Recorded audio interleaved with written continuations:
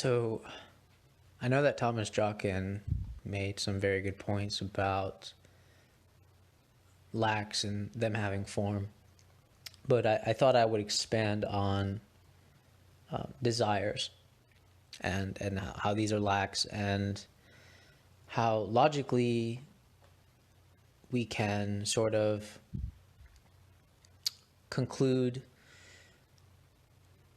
without even really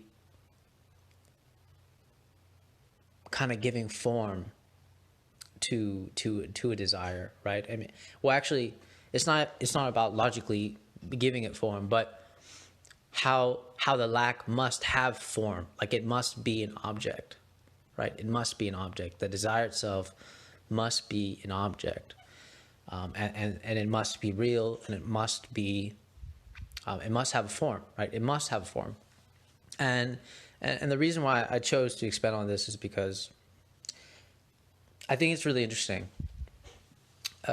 in our age of self-help books, self-help gurus, and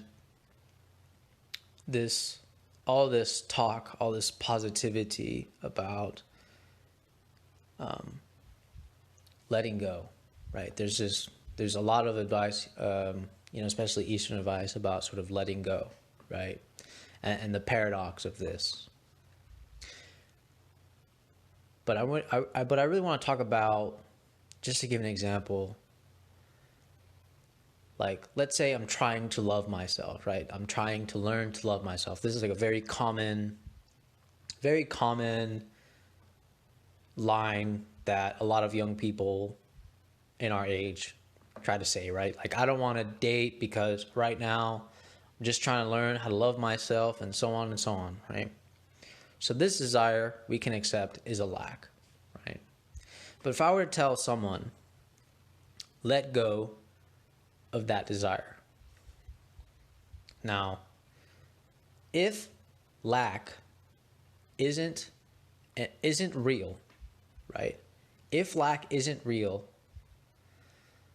then this is logically what we end up concluding to, right? This is what happens. I tell someone to let go of something that they never had, right? And it doesn't make any sense, right? It makes no sense at all, because it's like, how do you let go of something that you never had, right? If I'm physically holding a cup and you tell me to let go of the cup, that makes sense. But if the cup's on the table and you tell me to let go of the cup, that doesn't make any sense. And so this is why you don't even have to like philosophically prove that lacks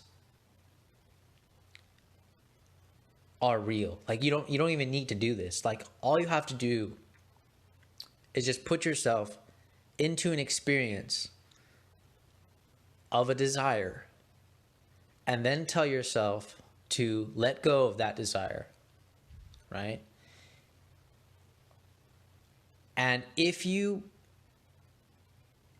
try to make yourself believe that that isn't real, right?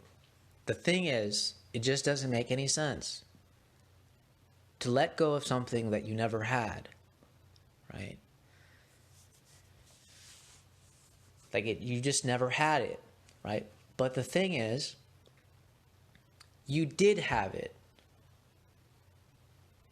The desire itself, the lack itself, you did have it, right? That's why if we reframe it as something real and something that can be, in fact, an object, and that has form, it is real. And it does make sense to say, let go of that desire.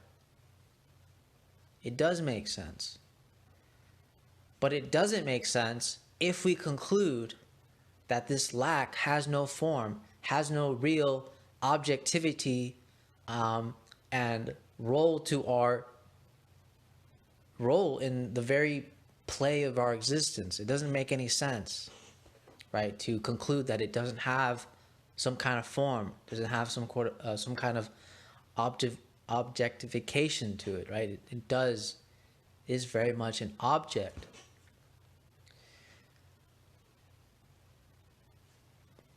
And so I thought this was interesting to kind of just play this out, right? Play this out, because we see this everywhere, right?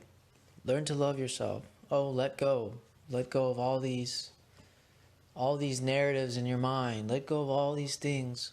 Let go of these thoughts. It's like, well, that doesn't logically make any sense, right? If you're trying to say that it's an illusion, it doesn't make any sense, because these are real things. And it can only make sense to let go of them if we give them form, if we give them some kind of objective realness. And perhaps that is, again, our problem, is that somehow we have mistaken over and over again what real is, and we fall into sort of like this physical realism, right? Where it's like you don't really have anything unless you're physically holding it, right? You don't actually hold anything unless it's a real object, right? And I think that's why we unconsciously affirm through our lack, through our feeling of lack, that in fact something real, something objective, something that has form can in fact be something that is non-physical, right? Meaning the desire itself, the very lack itself has form, is real, and can be, this sort of object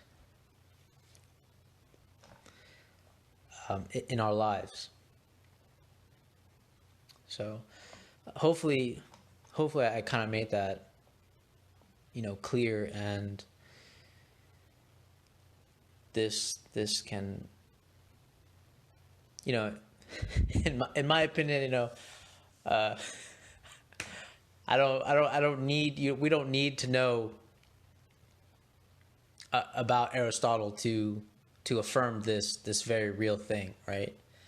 And I think Thomas Jacquin did very well, and through his knowledge of Aristotle to prove that this lack can have form, right?